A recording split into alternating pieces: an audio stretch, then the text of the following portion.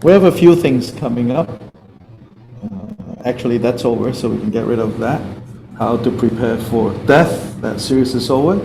There's a movie night coming up. As a follow-up to the How to Prepare for Death, which is a 2-Saturday series that we just completed, which is a more general, kind of broader, in some ways more user-friendly information that was conveyed in those 2 classes, grounded in the Buddhist tradition, but more generally Buddhist tradition, without necessarily going into a particular set of details that is, I would say, unique to the Tibetan Buddhist tradition,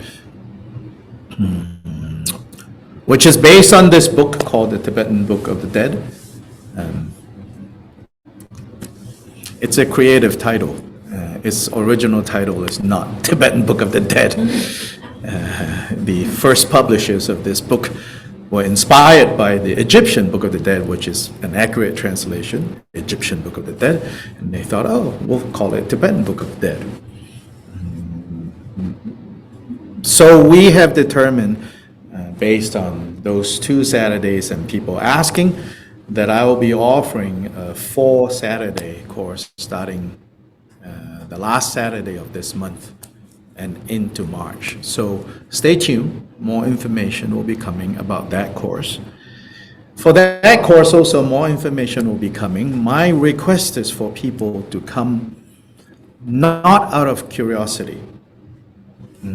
If you're curious, I can direct you to places you can satisfy your curiosity, including coming to the movie night that we have planned, which is part 2 of a 2-part series that was done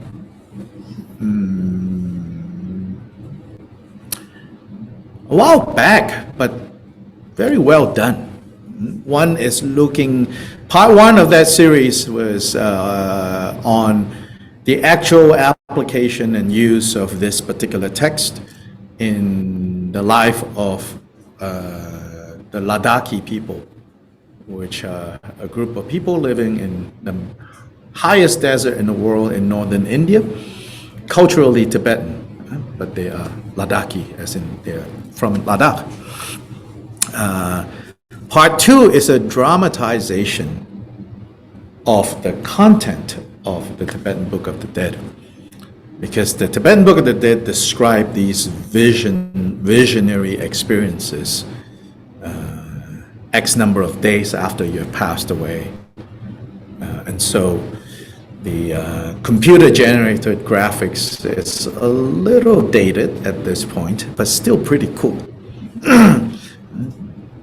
Recreating or creating what the book describes, like first you on the first day you will see this, and then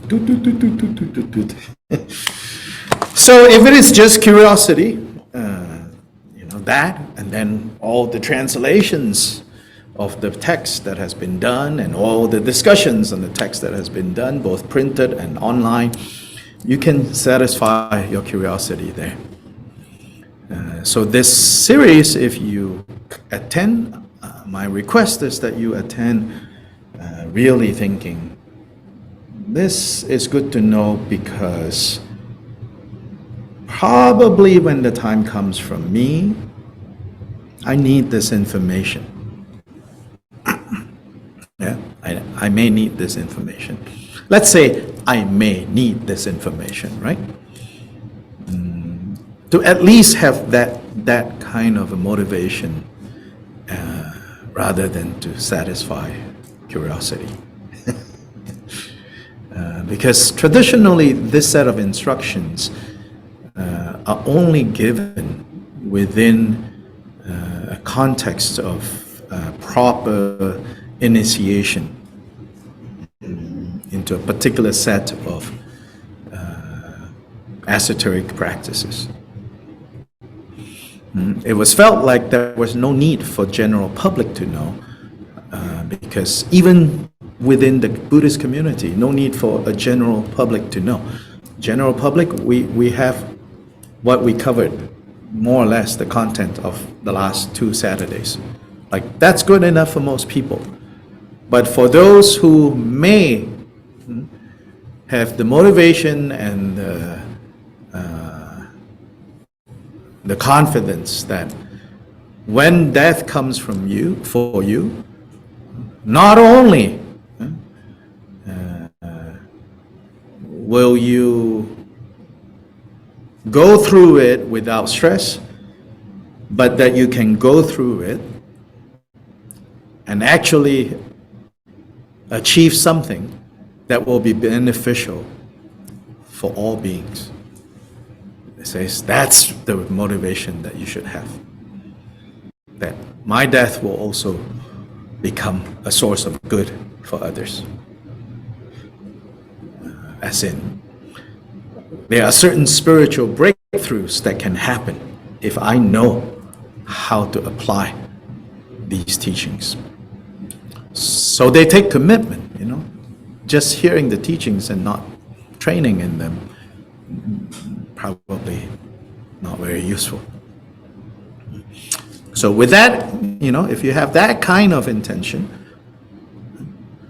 then you're very welcome, to join this series. So anyway, more information will be coming. So as Nathan said, there originally there was intended there to be a practicum, but then each week, some weeks we don't get to that part. So today I thought we'll start with that. Last week the intended practicum is to give you an idea, which I think many of you already have idea and even experience, of the Buddhist practice of cultivating what is translated as love or kindness or benevolence or warmth of heart or friendliness, metta, cultivating metta and cultivating compassion, which in Sanskrit is karuna. So maitri or metta and karuna. So the one classic definition of what maitri is and what karuna is that maitri is the wish, the feeling of wanting someone to have happiness, to experience happiness.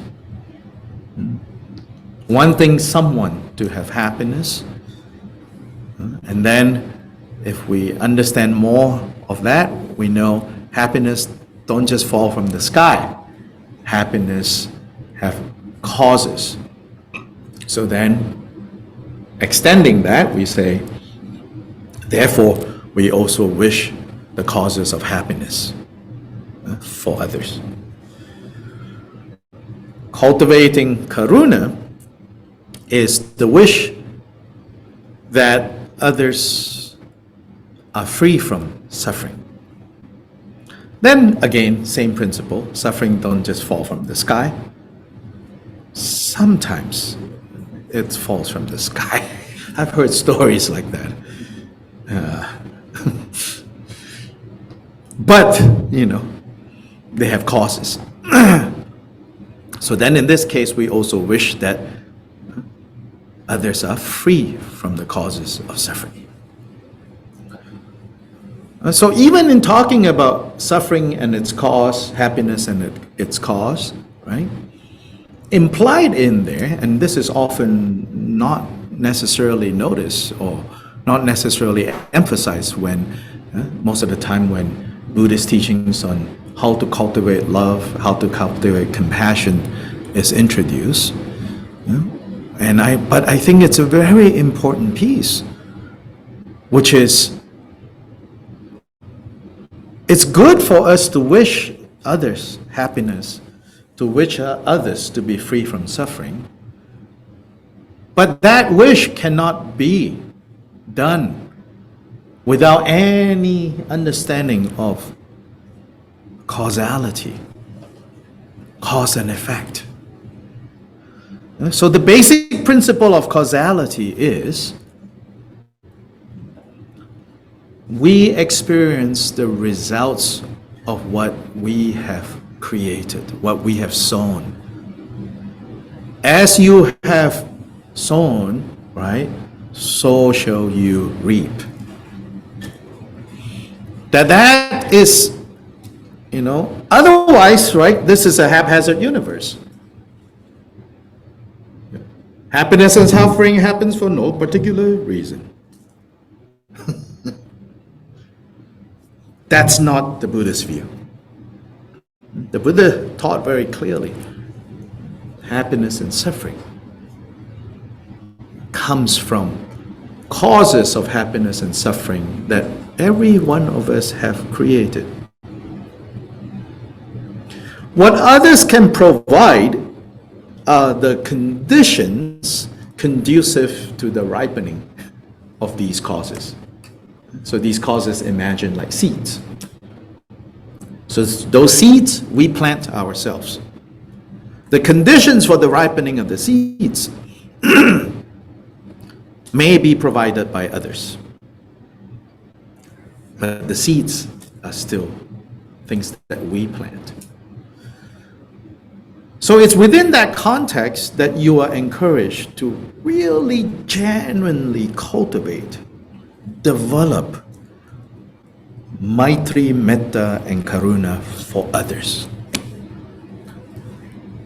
But it never goes out of control, It's always based on the understanding that, but then in the end, they still need to have the causes for experiencing happiness. So it's also telling us, no matter how much we wish, especially those who are close to us, no matter how much we want them to be well, to be safe, to be protected, to make the right choices in life, and we can provide the conditions. And we can develop an attitude and a heart that is truly, genuinely concerned that others have happiness, but it cannot be at the price of ignoring the fact of karmic causality, which is part of what we're going to talk about today in the lecture. Yeah. So anyway, in terms of cultivating loving kindness and compassion, one approach to that is to say, start with loving kindness. Don't start with compassion. Why? What's the difference? Well, as defined, loving kindness is wishing happiness and the causes of happiness. Compassion is wishing separation from suffering and the causes of suffering. So why is it good to first train in cultivating loving kindness? Now, footnote, none of these things are commandments. None of these things are orders.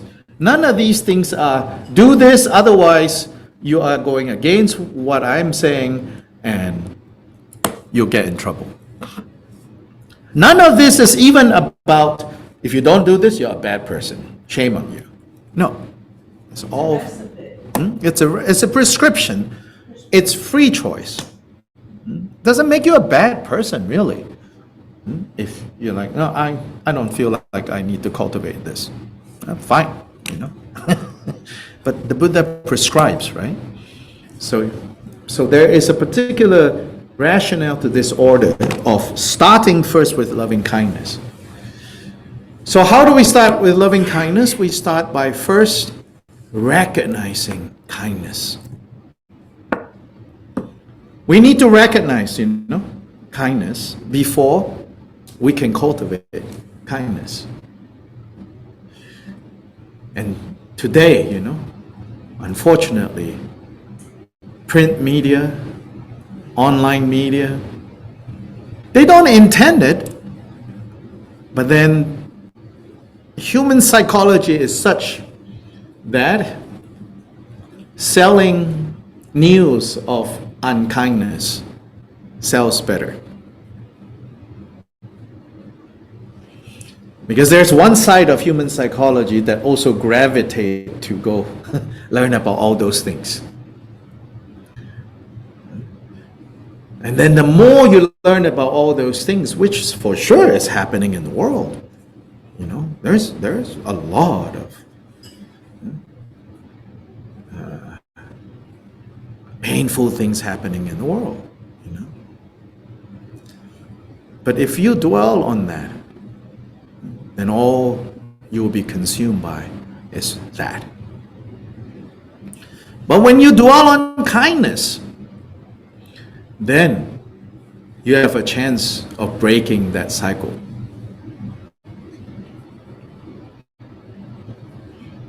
If you just scroll bad news, your state of mind also becomes like that.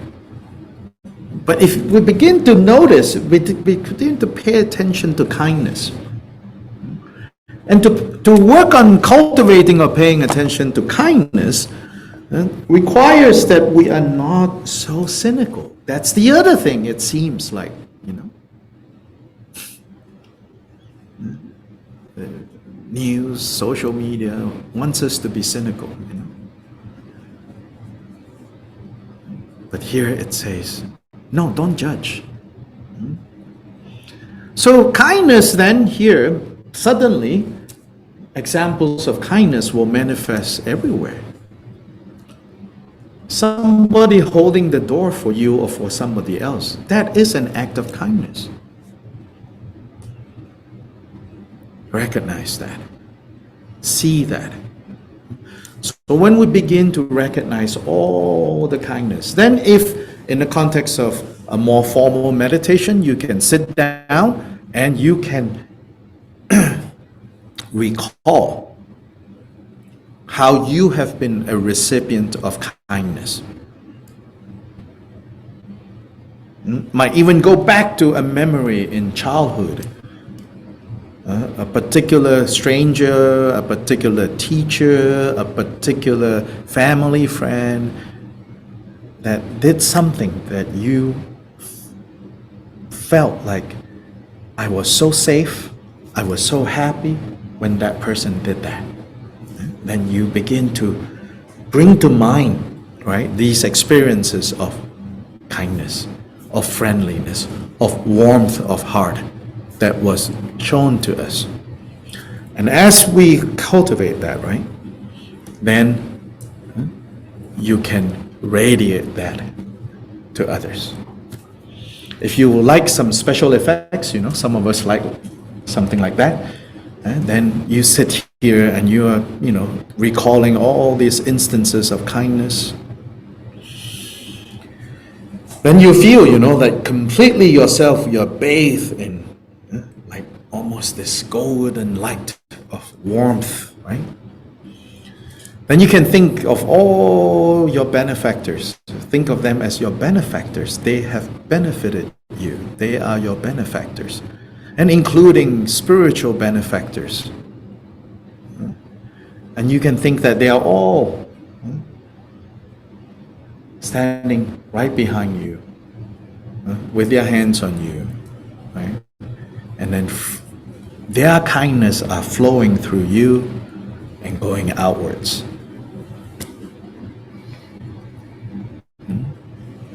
Now, when that ability to radiate kindness, first you have to feel kindness. Then you can share. Radiate is like the poetic, right? The woo-woo word. Radiate kindness. But share, you know. Once you are able to do that at will, then you are ready to cultivate compassion. One expression we hear a lot these days is compassion fatigue, right? And compassion fatigue happens, you know why?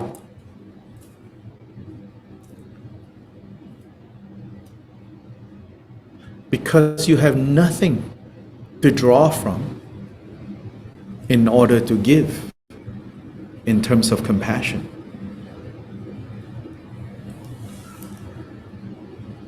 So when we deliberately expose ourselves to suffering, it's a draining experience. Of course you'll become fatigued. Of course.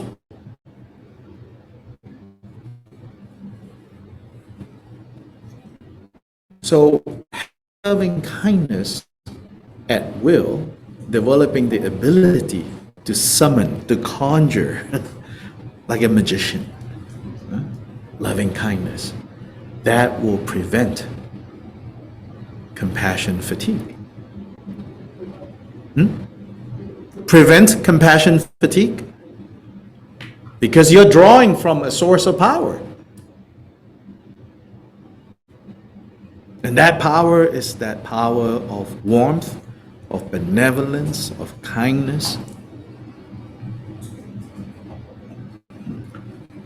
So in that way, no amount of your cultivating compassion, seeing other people suffering, and wishing them to be free from suffering will not exhaust you as long as you can draw from loving kindness. So if you yourself right now are feeling a lot of suffering, probably not absolutely not, but probably not a good idea to further expose yourself to suffering. Because we have this habit of suffering vicariously.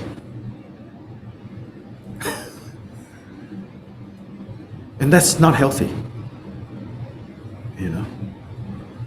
to suffer vicariously. It's not healthy.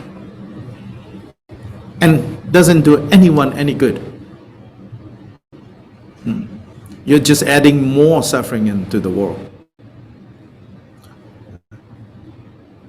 And if you cultivate loving kindness, if you genuinely are able to cultivate loving kindness, there is no fear that it will not automatically turn into compassion. They are actually two sides of the same coin. And they're not two different things in the end. They're two sides of the same coin. Start with, Buddha recommended, start with cultivating metta, loving kindness. So try that, Give yourself like an assignment, which is like for the next 5 days or just this weekend. Every day, I'm going to go kindness watching, like bird watching. I'm going to go find 7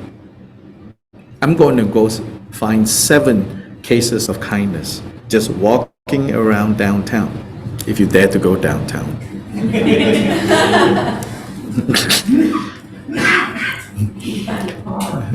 Yeah, if you can find a place to park and navigate through all the tourists. And yeah, even tourists can be kind.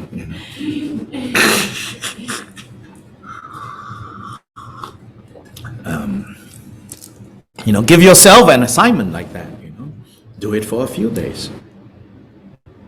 Recognize that's cultivating metta. Yes. There's a comment. A comment. Loving kindness is not only the source of power for compassion, but also it teaches you what to pay attention to, which are the beautiful, kind acts, and the ugly acts promoted by the world at large.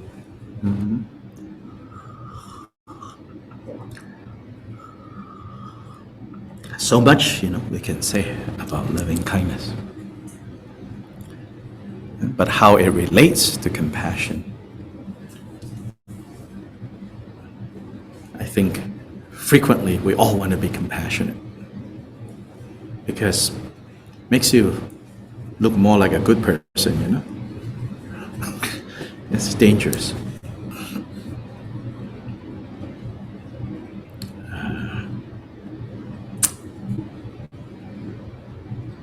Dangerous.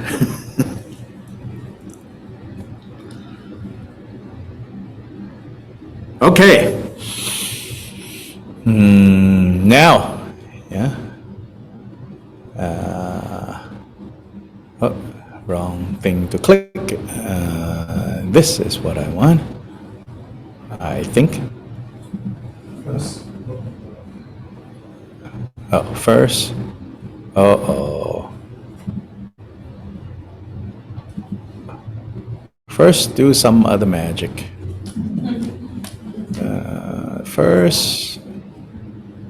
First, do this.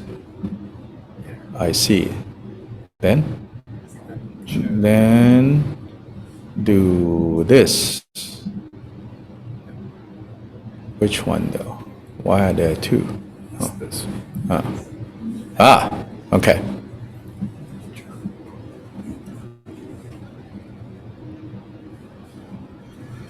Okay, so today we're going to look at basically Buddhist cosmology first, and then how this Buddhist cosmology and a little bit of cosmogony as well, which is the origins of how the cosmos came about, a particular Buddhist explanation, and mostly cosmology,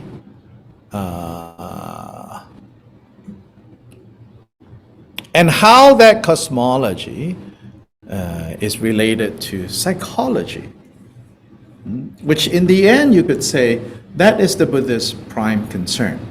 Buddha wasn't a physicist. So in the end, you know, this cosmological, cosmogonic data or information is secondary in importance. But it does give us an idea, a better idea of where do all the Buddhist teachings that we're so familiar with, like at least some of us, Four Noble Truths, you know, wisdom and wisdom of emptiness and not self and all of that, they don't exist in a vacuum. They exist and they have existed within a context of understanding the universe to be a particular kind of place. Not necessarily the kind of place that you and I grew up thinking this universe is. Yeah? Now, I'm not suggesting that you now adopt the Buddhist version of what this universe is. But I am saying that without understanding how these core teachings, essential teachings that many of us like, without understanding how this since the Buddha's time, you know, has operated within a certain given understanding of what the universe is, then it's hard for us to know what is the take-home lesson for me. Right? It's like you're taking a content, dump it into a different context, and you assume that it will work the same way. It may not work the same way. So in learning about traditional Buddhist cosmology or cosmogony, it doesn't matter if you find yourself going, I don't know, really? I'm supposed to believe that? Don't worry. No, you don't have to believe that. But you do need to understand how the teachings that you like, that resonates with you, have existed within this way of imagining what the world is, what the universe is. Then we can better know, oh, I see. There are layers. There are other layers in these teachings that we like that we were not even aware of how they are there because we don't understand the context. So in part today, we're looking at the context, but not so to persuade you that, oh, they have a better explanation of the universe. In fact, in this book called The Universe in a Single Atom, or something close to that, there's a book that was published maybe 10 years ago, 10, 15 years ago, which is published by, authored by His Holiness the Dalai Lama, where the Dalai Lama reflects on his experience, because for many years now, every year, well, not recently, but for a number of years, His Holiness had invited a group of leading Western scientists to kind of help him understand, what modern science is saying about all these things. And then of course, the scientists that participate also want to learn from him. Is there anything in the Buddhist text, that resembles what we're thinking, what we're seeing now?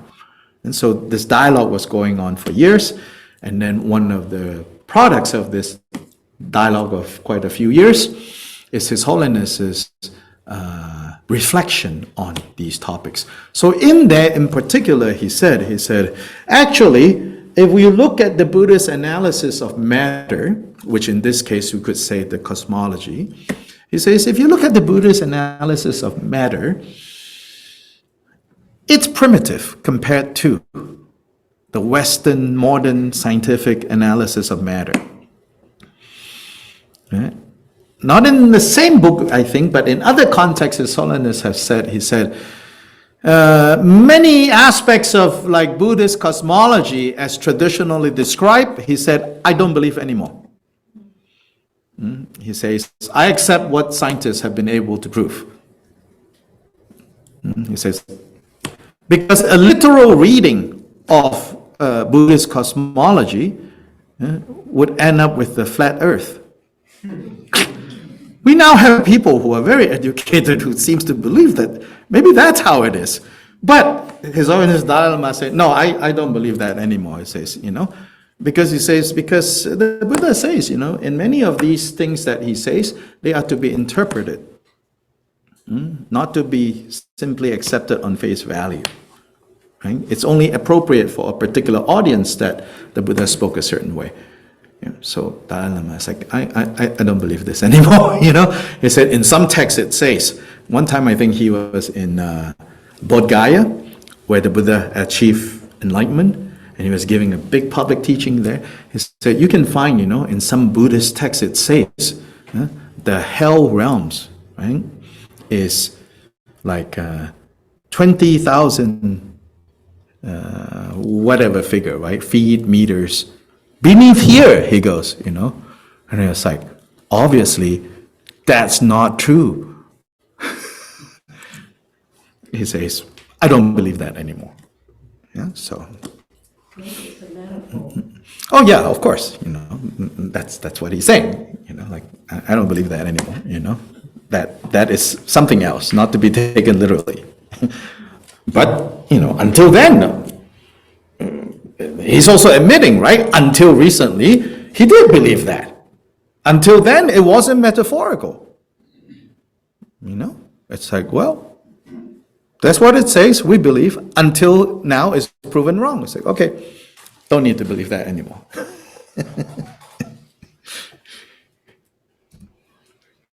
So, the reason, again, why we're learning about this cosmology is that it helps us understand the psychology part, which is, matters of the heart. That was what he was most interested in. That was what that he had to teach us. So Dalai Lama said in that book, he says, but the Buddhist analysis of mind, way more sophisticated than you guys. He said to the scientists, the brain, the neurologists, all of that. He said, yeah, you're good with like telling us, the chemicals that are shooting left and right or up and down. It's like, but your understanding of mind is so primitive. Anyway, we begin by, we've already talked about this, just a reminder. It is said in the earliest layer of Buddhist texts, Actually, the earliest layer of Buddhist texts tend to have way less poetic expressions, and therefore less exaggerations, and therefore less scenarios of ending up with this earth is flat, and then given, evidence, having to decide, is it or is it not, The earliest layer of Buddhist texts tend to be more modest, less poetic flourish, and therefore less, things to misunderstand. But in this earliest layer of Buddhist texts, the enlightenment of the Buddha is explained as having three stages that unfolded. So three successive stages.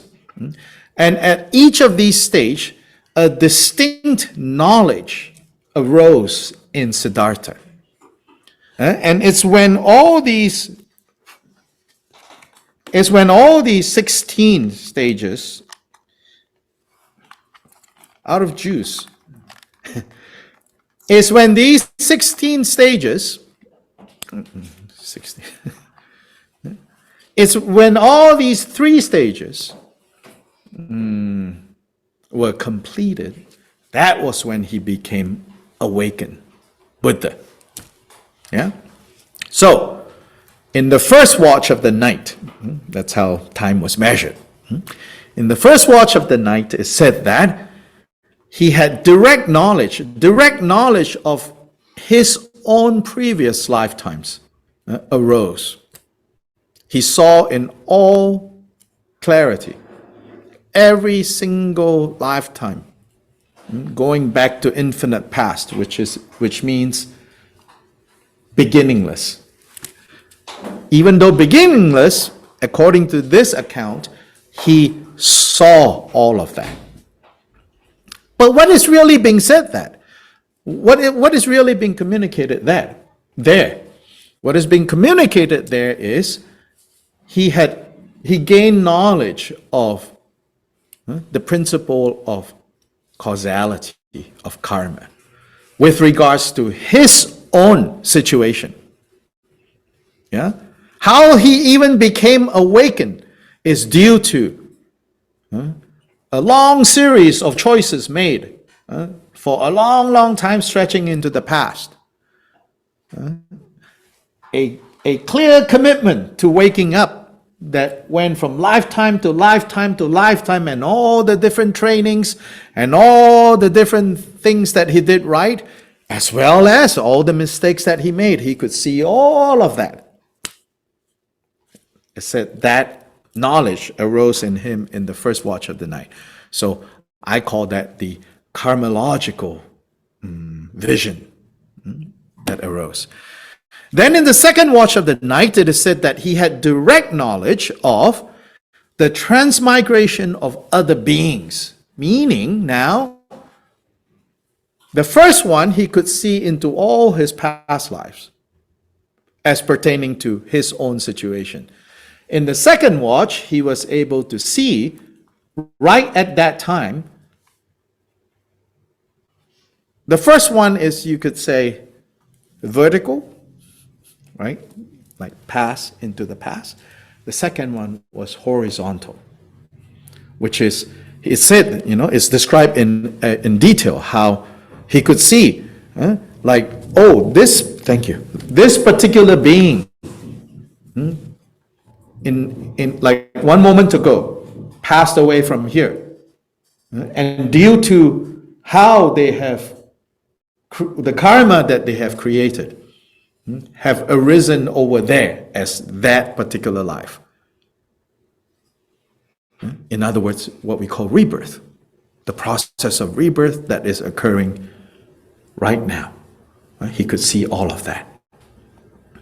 So vertically, horizontally, there was nothing that impeded him. And that would be the cosmological. And the third watch, the final, is he had direct knowledge to the true nature of all phenomena, which later is encapsulated, embodied in the teaching that he gave to the first 5 monks, called the Four Noble Truths. And that's what I call the Dharmalogical, Dharma being the way things are. So that, with that third watch, he became Buddha. Yeah, so now already we start to see how karma is related to the cosmology, which is related to Dharma, and Dharma is most concerned about our heart mind. And that's where you could say the psychology, matters of the heart. Yeah? So these are the 3 knowledges, it said. So now, first, the process of rebirth. So this is something that all Buddhist traditions accept as a given. That we have had infinite lifetimes in the past, we will continue to have infinite lifetimes into the future,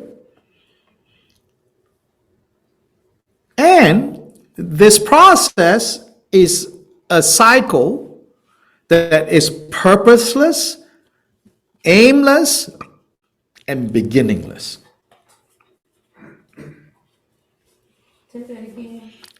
Purposeless, aimless, beginningless.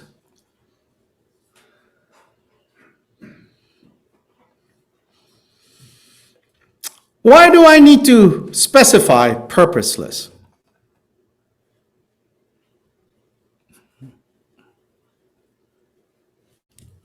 What's going on there?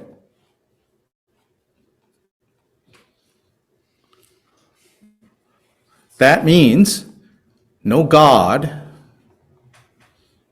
no intelligent force created this to teach any lessons. Because there are systems that believe that, right? That there's some benevolent or maybe, sadistic. It's like, oh, this is a test, it's good for you. Really? Why don't you try it if it's good? That'll be sort of my response, like, oh, really?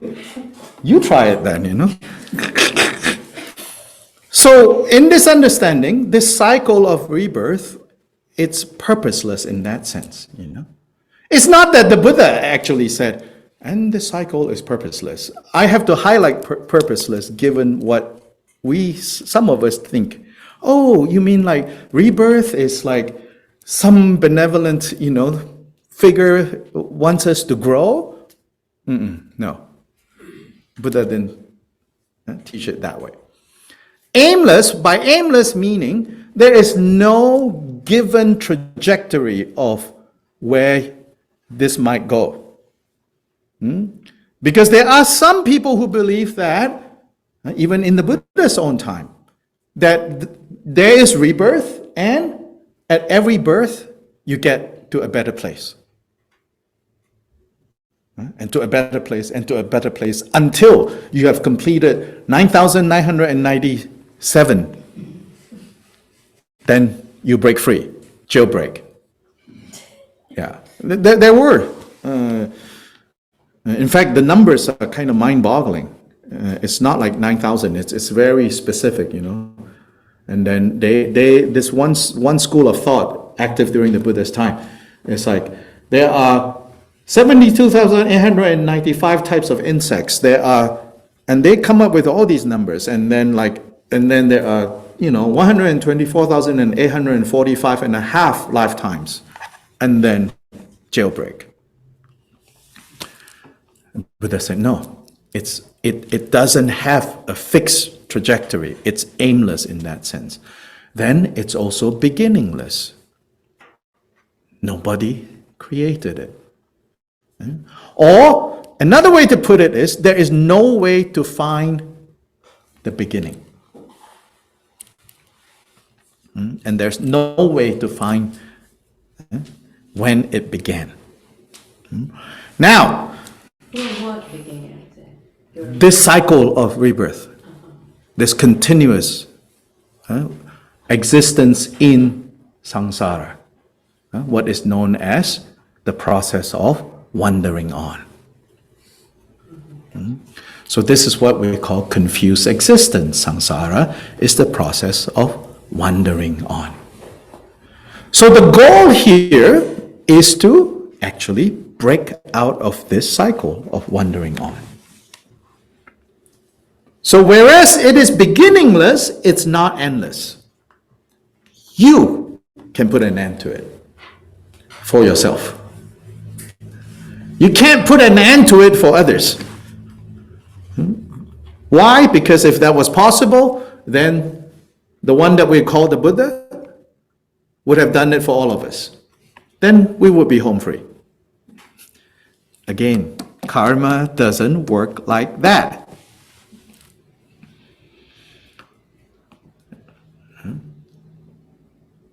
So the goal is to break out of this cycle called samsara, this process of wandering on, of confused existence. Within this, we should also understand some things about how Buddhists understand time and space. So time is beginningless and it's cyclical as well as linear. Meaning within each cycle, there is a certain linearity to it.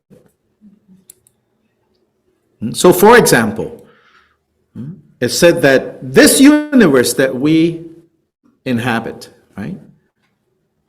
There is a beginning and an end to this particular universe. But it's not an absolute beginning and an absolute end. It's just the beginning and the end of this particular cycle. And then at the end of this cycle, the residual karmic energy that is still there gives rise to the next cycle. Yeah, so it's linear in the sense that things will go in a particular direction, just like we can say our seasons, right? It's cyclical, but it follows a particular pattern. So when the day has reached, right, its longest day of the year, then it starts getting shorter and shorter and shorter and shorter. By the way, I think yesterday? Is it yesterday? Or today? It's the return of light. Like the darkest period. No, December is the literal return of light, but the longest days is a chunk of time ended like yesterday. Now the days are definitely longer in relation to the nights.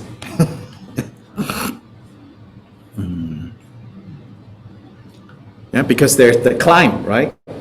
So right, I think like 2 weeks before Thanksgiving or whatever is when we switch over to there's longer nights than days. Then it becomes longer and longer and longer and longer and longer, and then, but it's still long as it's going down.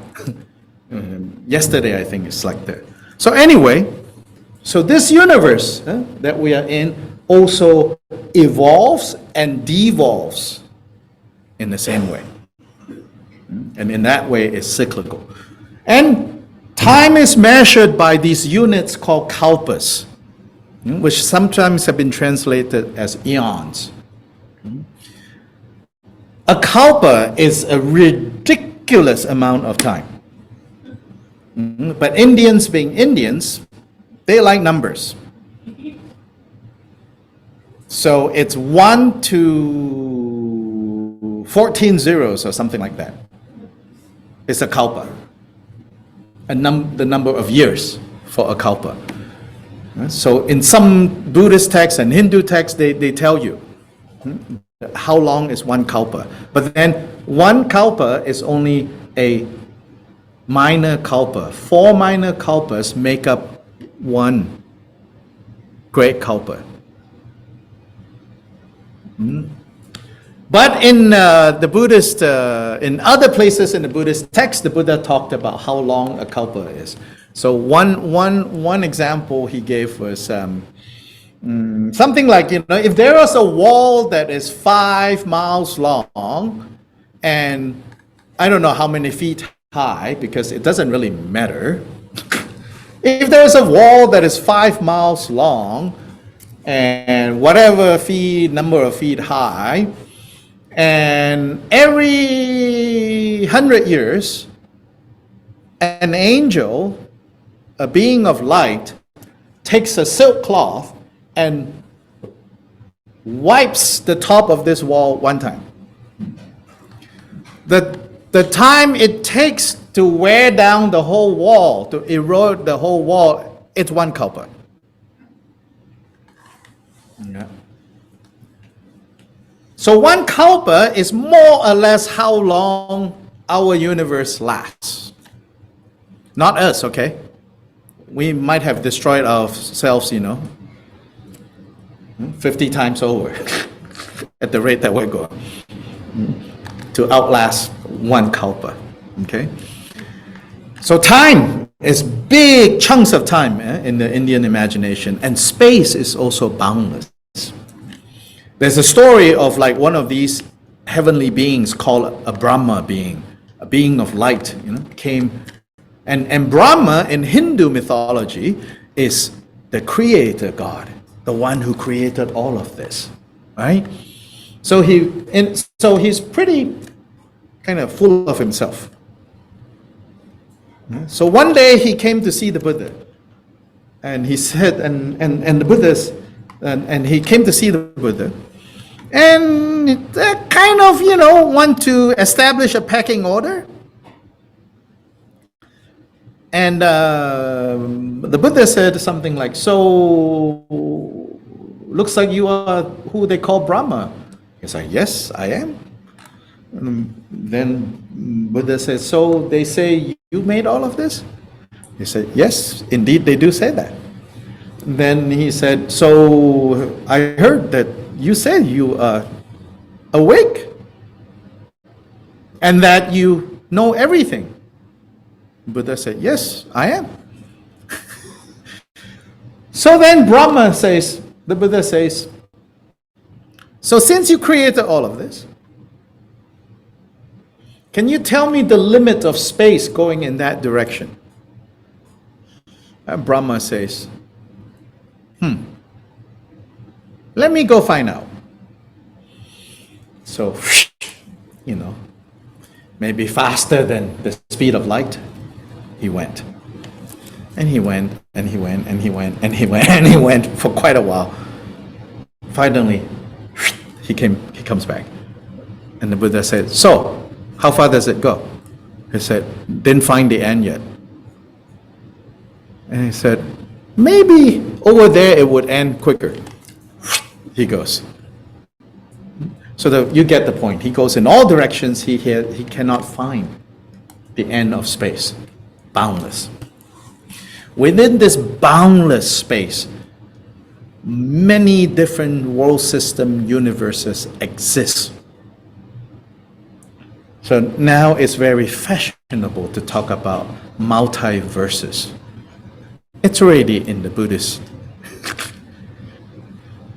But in the Buddhist multiverse, no, there isn't like, several Nathans with different lives and then they collide with each other. No. That's not the Buddhist understanding of these multiverses. And in the Buddhist text, they even talk about how some of these exist in the size of a speck of dust. Some of these universes. Just, it can fit into one dust mote. So within one dust mote floating around, there could be a universe in there. So don't go randomly squishing this dust motes, you could be destroying a whole universe. I hear that cosmologists, people who study, they have one theory, they say, one very respectable theory is, if there are other, it's a little hard to think that we are the only ones that exist in this whole wide universe. So, but then the question arises, but how come if there are others, no contact has been made yet? How come we have not seen them yet? So there are several theories, apparently. And one of them is actually along the lines of this dust mote. It's saying that we could be a dust mote in someone else's universe. So they are so huge that we don't even notice that they are there. It's not that they're not there. That's kind of interesting to consider. It is already found in the Buddhist text, yes. I'm saying these modern contemporary cosmologists, one theory, I have a fancy name for it, They say it's the equivalent of like an ant crawling on the ground is not aware of your existence until you step on it. In that moment, there's something bigger. Otherwise, they have no concept, beyond the ant's world. And that, to some degree, tells us all the hoo-ha that we have might just be the hoo-ha of that, little group of ants. And somebody accidentally or not so accidentally finished.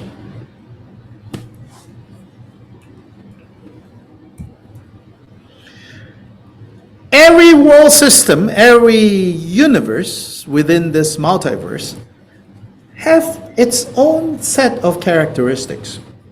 And they may not all be identical. So in our world system, this is found in the Buddhist text. It says that in our world system, there are 31 planes of existence, which can be divided into the three realms.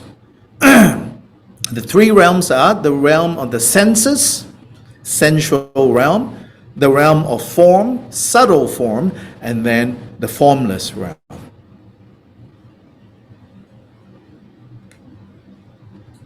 But what you're seeing here is from a gross to subtle. So realm of the senses, subtle form or just form, and then formless. Yes? So, who's thinking all this up? I mean, is this happening in Buddhist time? They say the Buddha taught this. The Buddha Yeah. came up with all this. Oh, he saw this, so he told people this. Yes? Is the world system a universe or something? A universe. Yeah. Yes? This sounds like trying to figure out what is the point of this trying to make. These sound like expedient teaching, not necessarily real or absolute. Yeah, I think we already talked about that, right? And it's not like he sat down one day and he said, so let me tell you about all these things. It didn't happen like this, okay? In different occasions, he talked to different people, and what he said, his disciples listened, okay? And they start to piece things together, and now I'm able to give you a list of these things. Right? You have to remember that. So that whole lecture about how the Buddha taught to relieve suffering, to free people from suffering, those words were memorized, remembered. At a certain point, all those words were brought together and compared. Then theories were established. Then scriptures came into existence, and so on and so forth. This is how it gets developed. Yeah. So, and not to be cynical, I think we should not do that. This is serious stuff for the people who were his disciples and trying to have kind of this picture, and they probably ask him further questions like, so the other day you mentioned this, that. Is it like this? Yeah. And then it gave him the opportunity to say yes, or no. And so there are, again, if you read these texts, these earliest, even in the earliest layer of the Buddhist scriptures, yeah. And again, you say, is it literal or not? People didn't seem that concerned. Now, people were content to say this is literal, but as you say, but then they also know, we're not asking him, is this literal or not, because we are going to be building spaceships to go find these things. He's still a healer of the heart. He's still a healer of the mind. That's why people went to him. In fact, we have many examples of when people went to him and wanted to talk about cosmology.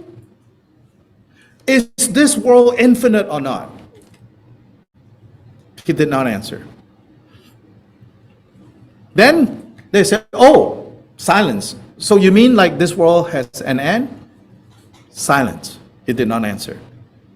Was this world created at some point or not? Silent. Did not answer. Oh, you mean this world has always been here? Silent. He did not answer. Because that person, not because he didn't have answers for that, but because that person was interested in cosmology per se. And it's like, I'm not interested in talking to you about that. Yes?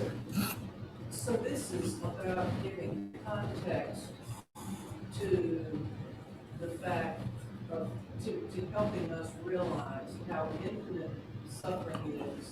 Oh, yes. How, Yes. How Yeah. it goes on. How Correct. we don't see the Correct. Perspective. So this is the take-home lesson that you slowly need to figure out. Don't get, like I warned, don't find yourself needing to be for or against. But think so. Yes, we get so wrapped up in our suffering and our happiness, and having absolutely no perspective. All of this, so all these different divisions, they're all within the grasp of impermanence, change, uncertainty. Again, you're like, oh, I like that. But you will like that more, I will say, if you have an appreciation for how infinite their view is of what is all here. But despite how infinite, right, how boundless everything is, nonetheless, the Buddha says, it's uncertain, it's unreliable, it's not permanent, it's subject to change.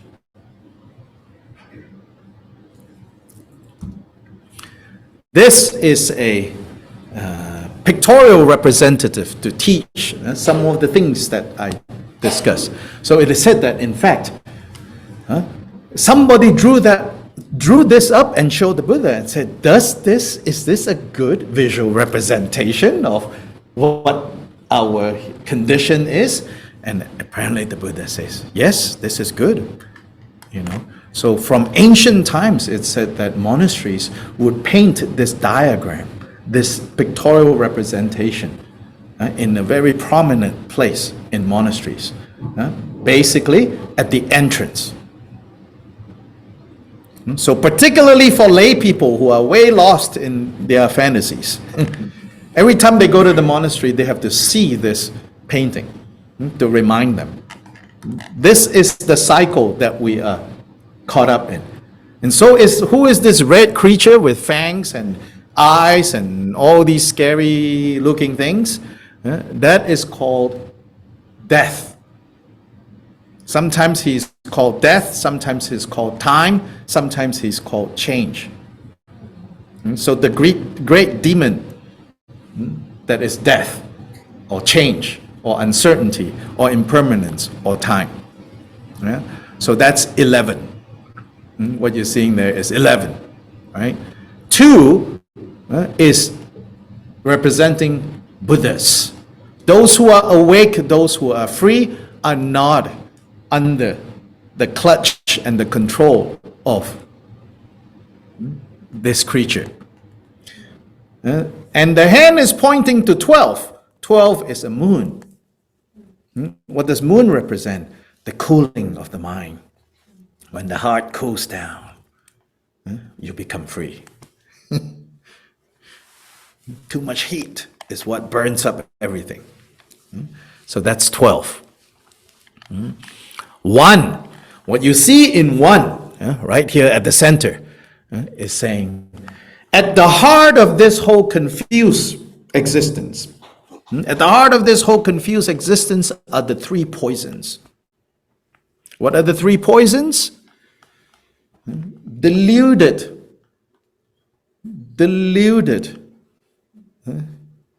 ignorance, represented by the pig,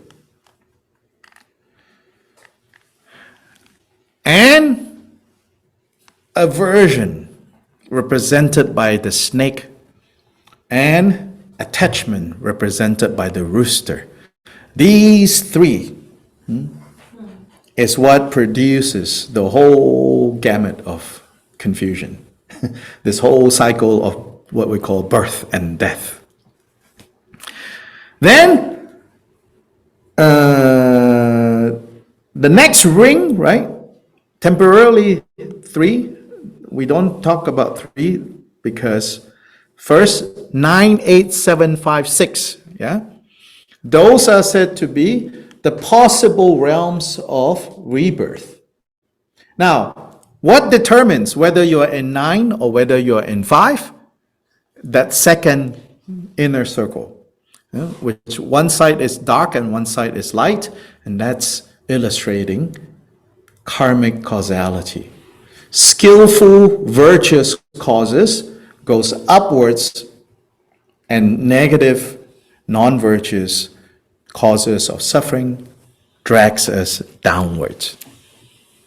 So then within this cycle, 9 and 8 are relatively good places. And that's called, 9 is called the realm of the gods, the light beings. 8 is our human realm. Sometimes, and often, in fact, 9 is divided into 2 parts. And when it's clearly divided into 2 parts, then the lower part of 9 is the realm of the demigods. Then 6 is the animal realm, 7 is the realm of the hungry spirits, and 5 is the realm of the hell beings. All these 6 realms is closely tied to, from the 3 poisons at the center, there are the 6 afflictive emotions. There's the 6 afflictive emotions. And so this is said to represent the cycle of becoming. Often this is called the wheel of life, or the wheel of life, but really the cycle or the wheel of becoming. Last time I think I talked about this. And when you say the wheel of life, it sounds like, oh, you mean the Buddha says life sucks? No, not life, but this state of becoming. And what does that mean? Meaning, instead of being, all of us are constantly becoming. Busy, busy, busy. Yes? Does this represent the desire realm, All three realms are in here. the form and the formless? Yeah, they are under the God, more subtle levels in the God realm. Yeah, all the three realms are in here. Yes. Yes. What's the outermost ring? 10, you have 12 of those. And those 12 illustrate the mechanics of suffering. So if you look up here, yeah, up here, my arrow, yeah, what you're seeing is some guy, if you look closer, with an arrow striking, shot into his eye. That is ignorance.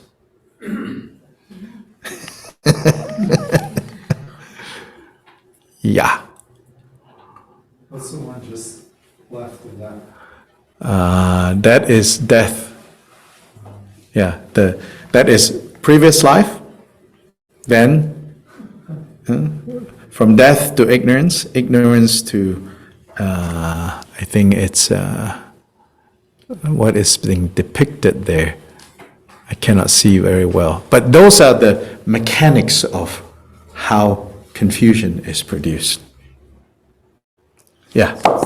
Is that the 12 links of That, conditioned yes, justice? the 12 links of conditioned interdependence. Yeah. So what are the 6 emotions associated with the different realms? So there was Coming. The hungry spirits realm. This is a place in Sri Lanka. A friend took these pictures many years ago.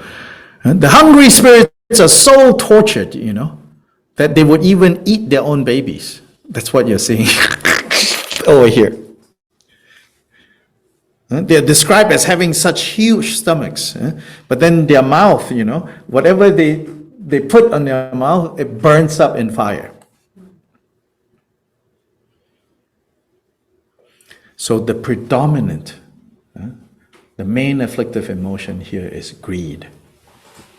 So it's describing a state of existence where we are so controlled by this insatiable hunger and thirst that no matter how much we get, we are still greedy. And so excessive greed leads to rebirth in the realm of hungry spirits. And it's very hard for us to disassociate this with the notion of rewards and punishment. You have been greedy, you have been bad, sentenced to life of hungry spirits. But later, as we look, I don't know if we have time to finish all the slides today, we might have to extend to, because this is all, I think, very helpful to understand. This principle of how you get reborn, right? And even rebirth, how literal you want to take it, entirely up to you. Because all of this can be explained by just looking at this, what's around us. Which is, in one day, you could go through the 6 realms. In one lifetime, definitely. The fact of being biologically human doesn't render you human. We go through these realms.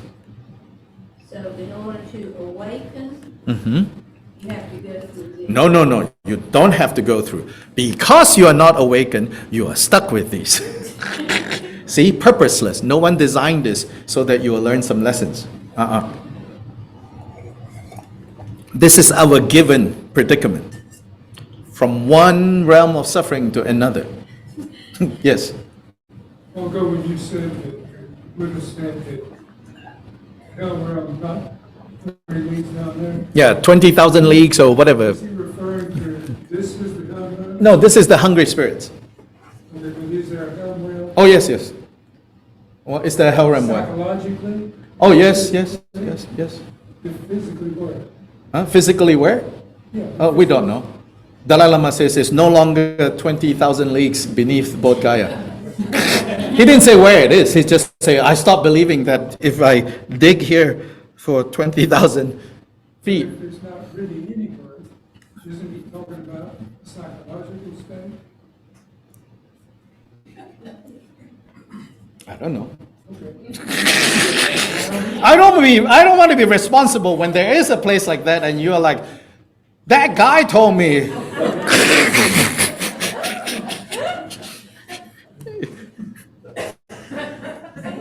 I'm not committing to that. I'm just saying, Many Buddhists believe it's a place, but there's so many ways a place can exist, Like we talk about dimensions even, right? Like right here could be the hell realm. We could all share the same space. I don't know. Oh, Mei Ma. Hopa Willa. We grew up, May is also from Malaysia, we grew up going to Buddhist theme parks, except it's the hells. Yes. Believe it or not, we are quite normal, okay? Well, relatively, Well, she's more normal. We weren't scarred. But there's a theme park in Singapore that illustrates the hells. So look at that. 6th court of hell. Name of the king presiding, a Chinese name. Crime, cheating, cursing, abducting others, misuse of books, possession of pornography, breaking written rules and regulation, wasting food. Sounds like Punishment. What is it? Thrown into a tree of knives. Body sawn into two. Yeah, that's the illustration. The body sawn into two. Here. And then here being like thrown into like a what do you call that thing to pound rice,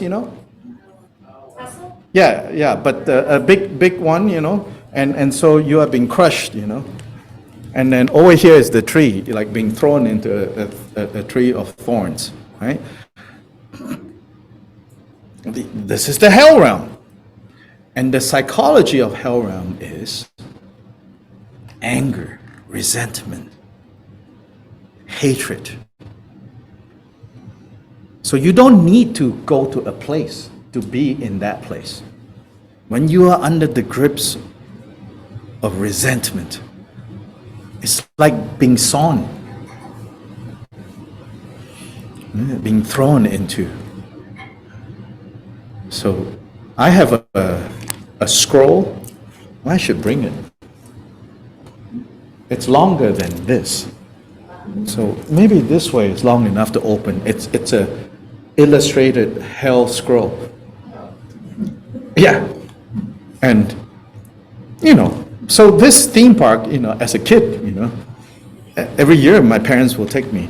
And then particularly my brother he's older, he gets the privilege of dragging me through and telling me, see, this is what happens when you lie. See, this is what happens when...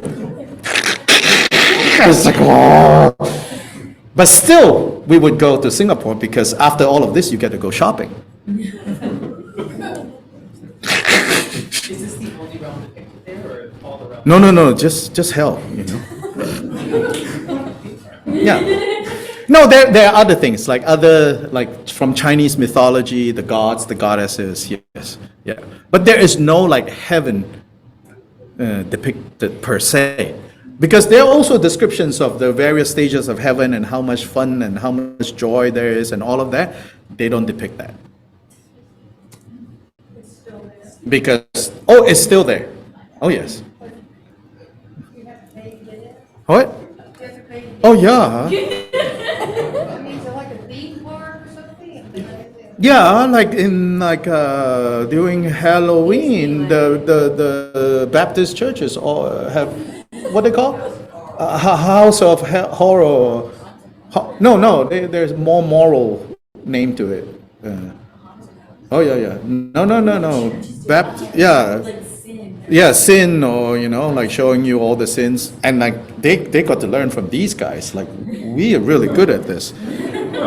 Yeah, so like when I came to this country, and then like Christian missionaries started to tell me about hell, I was like, yeah, no big deal, your hell. You wait till you see our hells. Been there, done that. Didn't make me a better person, so this is not going to scare me into becoming saved by Jesus, you know? It's like we have these hells. That's what idea of hell is a control thing. I mean, Well, that's one view. That's one view, but there are hells. but they're held right here. Oh, yeah. Yeah. And so there are places in this world where it's hell. It's a living hell, you know? There is evil in the world, so to say. But then, of course, the Buddha says, where does the evil come from? It comes from the three poisons. See? Comes from the three poisons. Yeah, you know, we grew up looking at these things. Yes. Good question. So this is like actions of karma Yes. for individuals. Yes. Is there some analogous thing for countries? It's all a collection of individuals. So even there's a term called collective karma. It's only collective in the sense that like attracts like. So you have the karma of having been crushed, you know, by a building. I have that karma. You have that karma. So we'll all be in the same building when it collapses.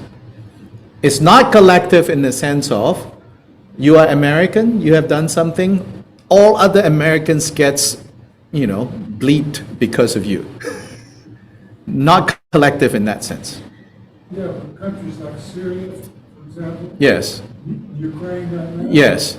Isn't that? But it's not collective as in because they are Ukrainians or because they are Syrians. You see what I'm saying? The distinction between that kind of collective and collective in the sense of our karmic baggage is such that we are all in the same place to experience a particular reality that is unfolding. Yeah. Again, this topic of karma is not so simple. There is a simple underlying principle of like produces like. So it's very hard to not get again into the mentality of deserve, not deserve, rewards, punishment. The Buddha's explanation of karma is not like that. It's about like produces like. Apple seed grow into apple tree. Mango seed sprout as a mango tree. You cannot plant an apple seed and pray and wish, you know, for watermelon to sprout. It's not going to happen that way. Yeah. Oh, blah blah blah. There's some really interesting stuff here, so I might continue next week. When you look at like the story in the Buddhist text when they talked about like in our world system, you know, how things evolved. So it's amazing, like this is like 5th century BC, you know.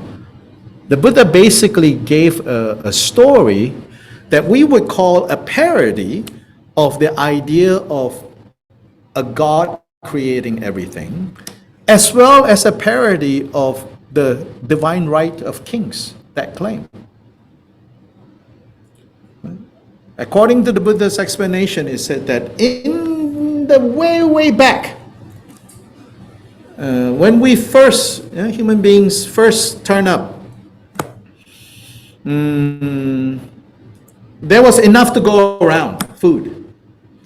Over time, people got better and learned how to cultivate. No more just hunter-gatherers. They learned how to cultivate land. And because of that, surplus appeared. When surplus appeared, greed became more obvious. And in order to mitigate that, we all decided, Billy, we appoint you to oversee the fair distribution of surplus. So we will give you, you don't need to work on the field, we will give you, all of us, all 16 families will give you, 1 bag of rice. That's how he started his kingdom. Over time, his sons and grandsons and all that start to convince people, God appointed us. We have a divine right. We have a karmic right to lord over you. The Buddha's explanation is like, no. They were appointed by people to help make things easier. But as this family accumulated more surplus, they came up with all these crazy ideologies that they have an inherent right to rule over others. The Buddha was talking about this.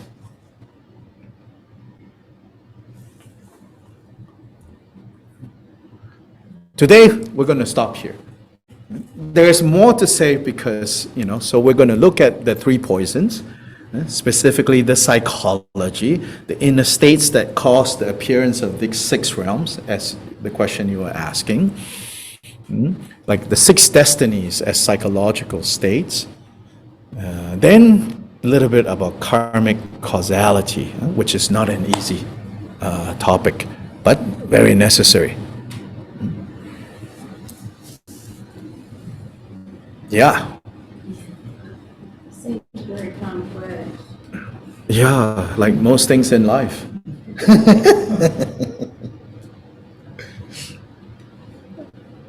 And most Buddhists have never heard of this. Most Buddhists in Asia do not go to classes called Introduction to Buddhism. So it's your problem that there's so much information hurled at you. You just learn by osmosis. You get dragged by your brother through the hell tunnel. And then, traumatized for a while, like, what in the world is this?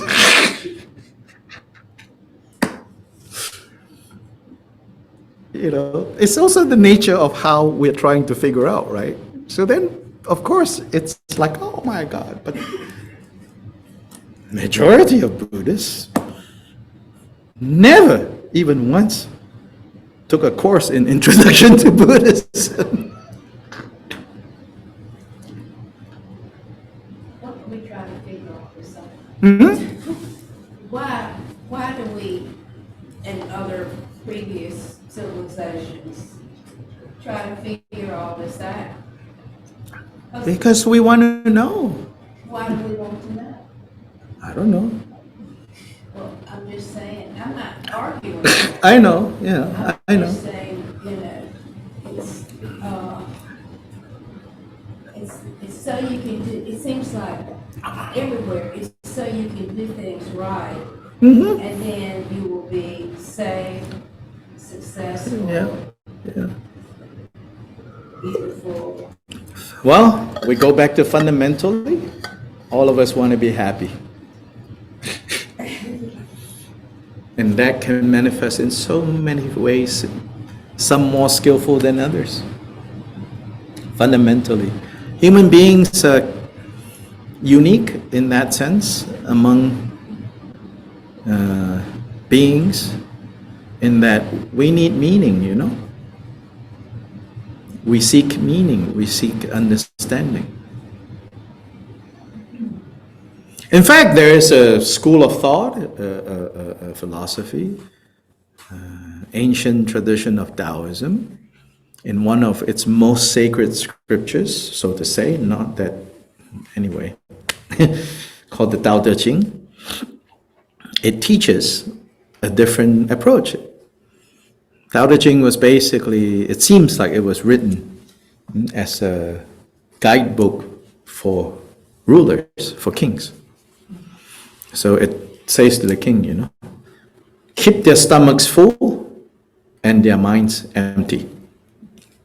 Then they will be happy. Now, of course, that can turn Machiavellian, which there were some tyrants in Chinese Buddhist, Chinese history that adopted the Tao Te Ching for Machiavellian purposes, Like you can control them by keeping, don't make them curious about what's in the next village. That's called North Korea today. Although, obviously, the Tao Te Ching is not, the reason is not that, but there's something to be said. They said, once you introduce to someone what beauty is, now you have the problem of ugliness.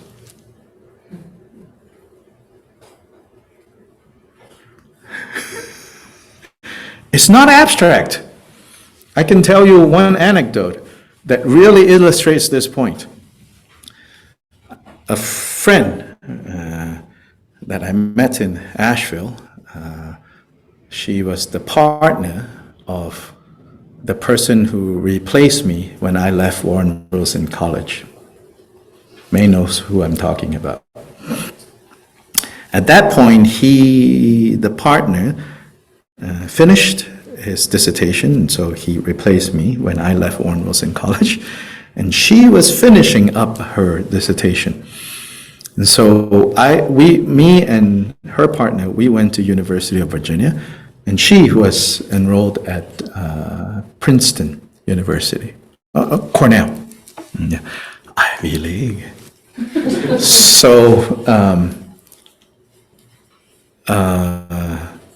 then in one of the chit-chats, I remember asking her, I said, so sort of my not Ivy League complex, So I said, so did you take any of those classes? Like did you all have at Cornell these classes that you can sign up for every semester that is just for fun?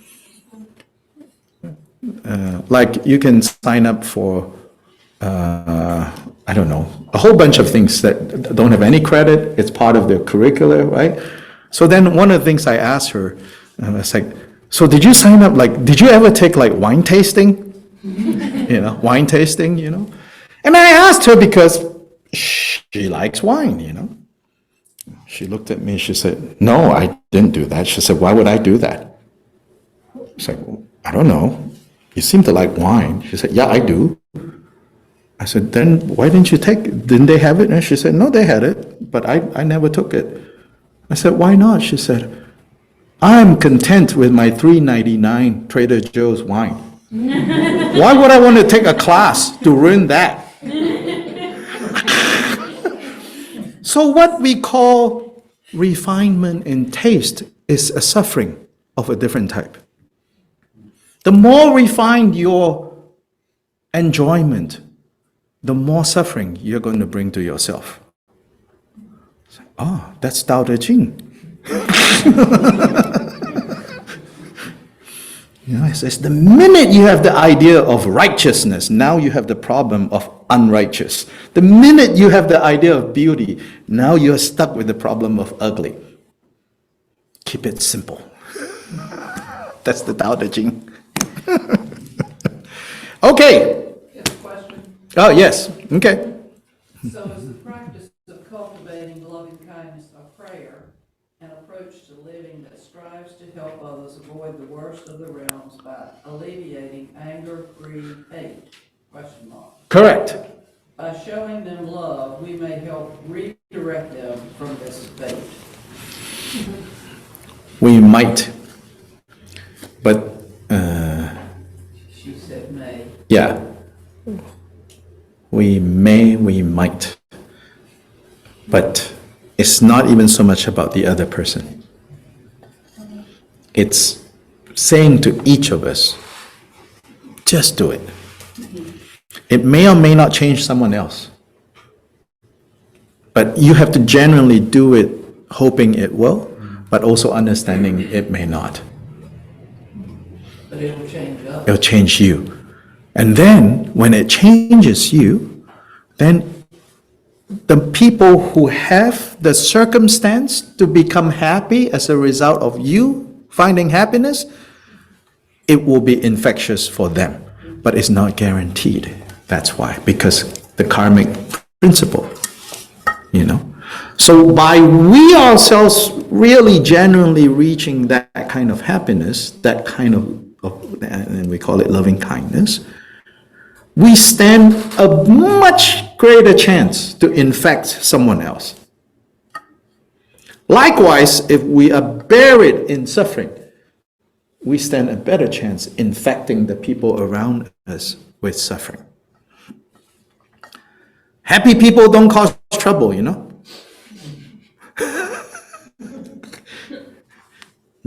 Happy people might be oblivious to the suffering of others, and then other people are upset that they're oblivious, but they're not causing other people suffering usually. It's only unhappy people that cause problems to others. Happy people don't cause problems to others. So learn how to be happy for others' sake. This is the kind of I say, you know, there are these creative tensions within. Like ironically, it seems like something really selfish. Yes, it can be, right? But you have to do it with an eye towards benefiting all. And only when you genuinely do it with a heart of wanting to benefit all can it really transform you. So it's this tension, you know. Yes, in a way, it is very self-centered. But this self-centeredness will only work if it is genuinely caring for others.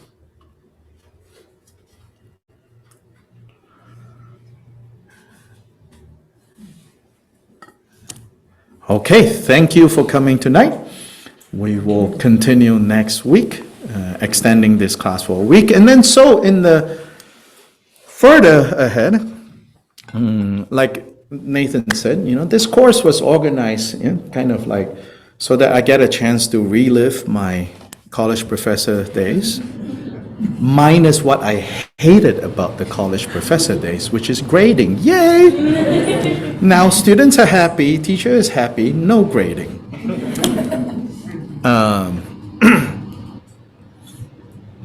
And meetings. Oof. I don't know which is worse. Like, talk about hell realm. Faculty meetings at a Presbyterian school. They love committees, Presbyterians. Yes. Committees and subcommittees and subcommittees, like, oh. But every Thursday we meet here to practice and to contemplate at Open Sangha. You know, join us even after this. You know, we have some regulars where we practice, we contemplate. We don't look at lists, you know. But this list is kind of like a broader education, curiosity, all of that. But Thursday nights, we meet here every Thursday night. Whether I'm in town or not, different people anchor it. We have half an hour of silent meditation, 15 minutes of gathering and catching up with each other or sharing of snacks and tea. And then we come back for a 45-minute discussion, or if I'm around, I tend to yap.